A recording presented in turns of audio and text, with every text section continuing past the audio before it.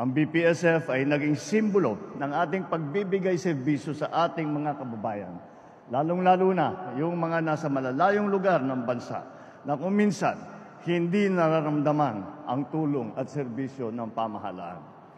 Bukod pa niyan, ito rin ay kumakatawan sa pagkakaisa ng iba't ibang ahensya ng gobyerno at ng lokal na pamahalaan.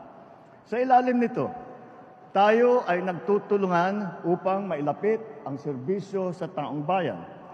Nakadaan na ang BPSF sa 21 probinsya sa loob lamang ng 1 taon. Dahil sinimulan natin to, wala pang 1 taon.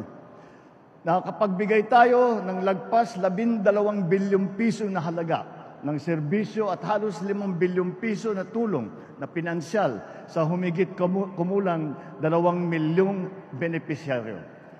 Patuloy